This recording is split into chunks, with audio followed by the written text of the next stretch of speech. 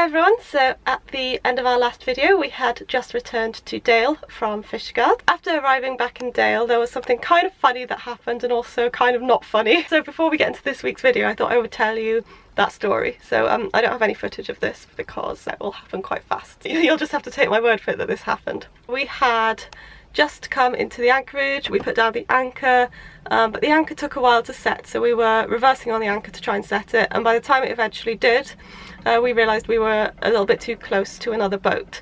So we pulled up the anchor and Nick suggested that we try going onto one of the visitor moorings instead.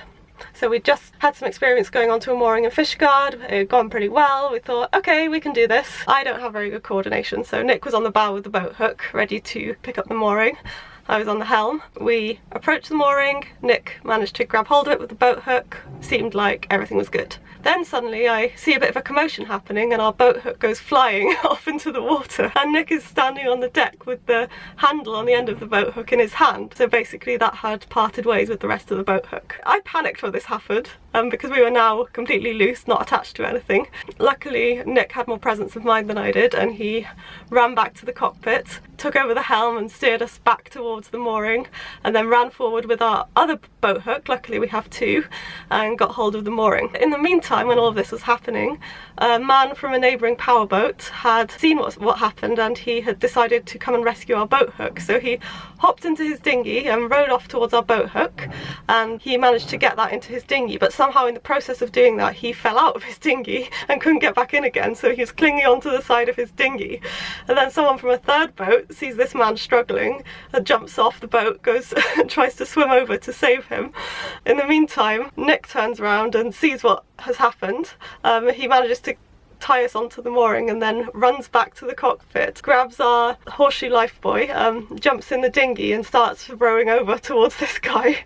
And he got there before the swimming man got there and managed to help this man over to our boarding ladder so that he could climb back into his dinghy, and then we also were able to retrieve our boat hook as well. Yeah, that incident was a little bit embarrassing. I would have felt really bad if someone had got into trouble trying to help us out. Luckily all was well in the end. We obviously did thank that man profusely for trying to save our boat hook and everything. He was in good spirits about the whole thing anyway. So we stayed overnight on the mooring, and then the next morning we needed to head into a marina because firstly we were going to be meeting up with some friends and we needed to be able to leave the boat safely and also be able to get to a train station. Secondly, we had some really bad weather coming in. Going into a marina just felt like the right choice. We ended up heading over there really early in the morning.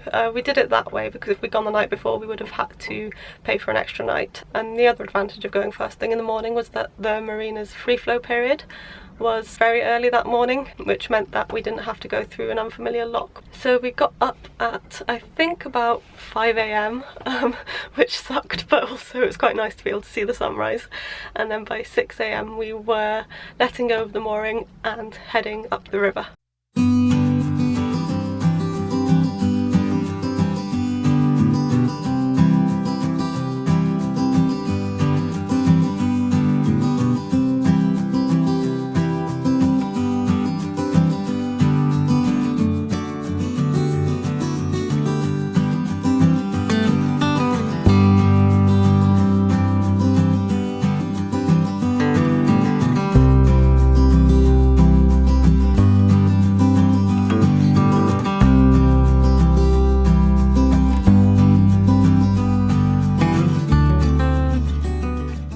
As we approached the marina, we called them up and they assigned us a berth, and we went straight through the lock again because it was on free flow.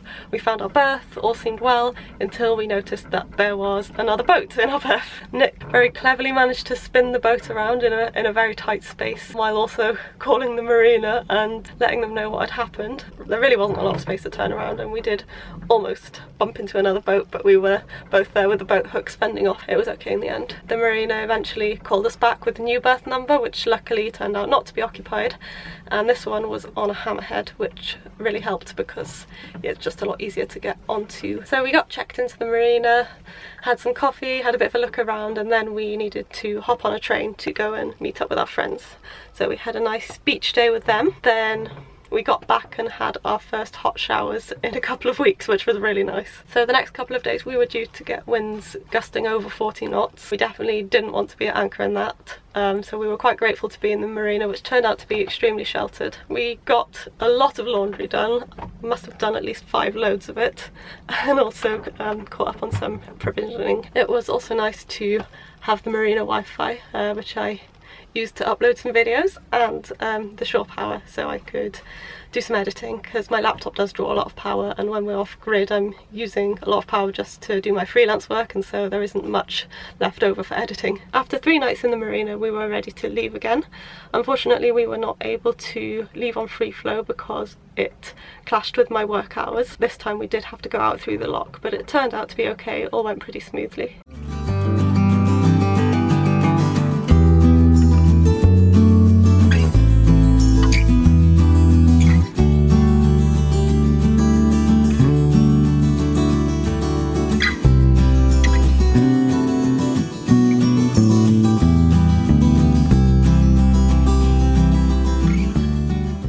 We weren't really sure what we were going to do next. In the short term we decided just to head back to Dale so we could put down the anchor and just consider where we wanted to go from there. We spent a couple of days exploring around Dale, and what we ultimately decided to do was to head back to our home port for a while. We had some life admin things to do, so it just made sense to go back, and we thought we could always go back out again later in the summer if we wanted to. So one thing we had noticed with all the passages we've been doing is that our dinghy, which we had been towing behind us, had been slowing us down a lot. Obviously it would be ideal not to tow the dinghy, but it doesn't fit on deck.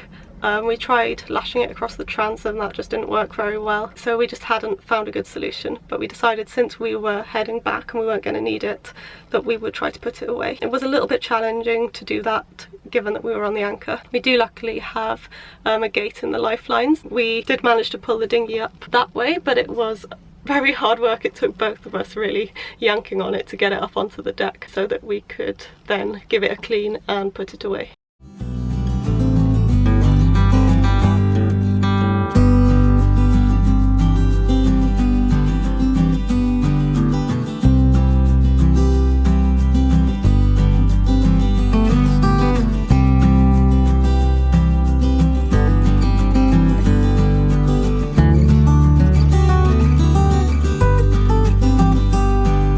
After we'd done that we had a couple more hours left while we waited for the tide. We didn't want to try and fight the tide going back, so we ended up moving around to Wattock Bay, which is just around the corner. Obviously we couldn't go to shore because we'd already put the dinghy away, but it was a nice place to wait for the tide. I used some of that time to cook some food for us to take with us because we were going to be on passage all through dinner time and I didn't want to try and cook underway. We ended up leaving at about 5 p.m. and the plan was to do the passage in 2 legs, so we were going to go from Dale to Tenby and then stop at Tenby overnight before heading home. As we left Milford Haven, it was extremely rolly out there in the estuary. I think it's probably the rolliest water I've ever experienced, to the point where it was actually a little bit scary and I was slightly worried that we were going to get knocked down. We didn't, we were fine. I didn't get any footage of the worst of the rolling because I was on the helm the whole time, so you will again have to take my word for it. Once it slowed down a little bit, we got the main up thinking that would stabilise the boat a bit, which it did, but unfortunately it got jammed part way out and we couldn't get it the whole way out, but it still did help. We had to make a mental note that we were going to need to figure out what was wrong with the main when we got back. It is an in-mast furling mechanism, so there is potential for them to get stuck if they haven't been maintained.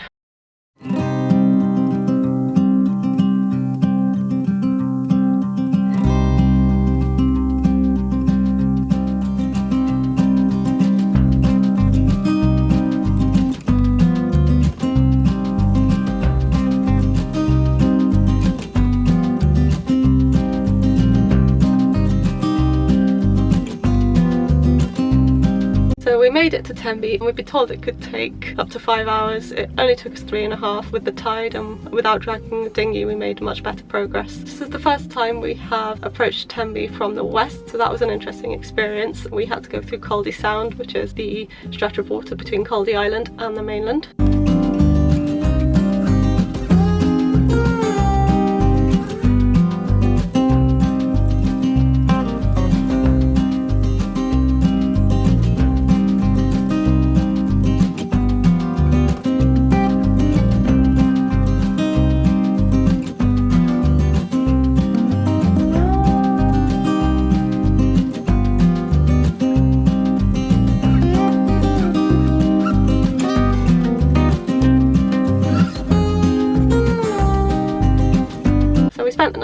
Tenby. We arrived quite late, and again we couldn't go to shore because the dinghy had been put away. It was almost dark anyway, and then we were up again first thing in the morning. We left I think about 7 AM. I was honestly really exhausted. I'd been getting up early for work every weekday, and then the past couple of weeks we also have been getting up early at the weekends to make passages and go into the Marina and everything. I hadn't had a proper lie-in for at least a couple of weeks. For whatever reason it caught up to me on this morning and I was just not functioning. Nick actually sent me back to bed and then just pulled up the anchor and got us underway. And when I did get up, there were dolphins everywhere, which is always quite magical.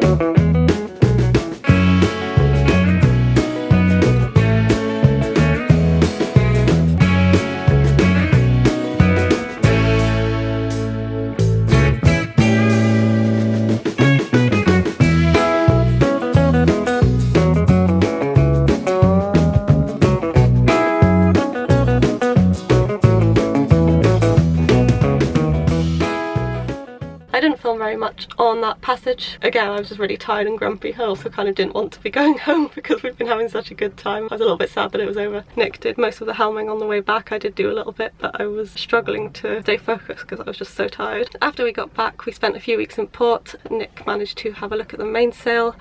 He found a couple of things that were probably contributing to the problem. Firstly, there was some kind of bushing made of plastic that had broken up in there, and so all the bits were jamming the mechanism, so he removed those. We think it's probably not an essential part, so it probably doesn't need to be replaced. And secondly, the furling line was really old and stiff, which was meaning that the sail didn't pull out as readily as it should, so that has now been replaced as well. And Nick also changed where it attaches to hopefully help it run more smoothly. So we've been having a bit of trouble pulling our mainsail out. It's a roller furling variety, and as you pull the sail out, the furling line goes around quite a tight drum. Now I believe possibly not the original, close to it furling line, you can see one end has been under a cover and then the other end has been in the weather. Now unfortunately the end that's been in the weather is the end that has to go around the furling drum, and it's not wanting to bend very easily, so we've been having to feed it in order to unjam the mainsail. So I've taken it off, and what we're going to do is fetch a new piece of line, and then we can put that in, and then hopefully our mainsail will pull out with relative ease then.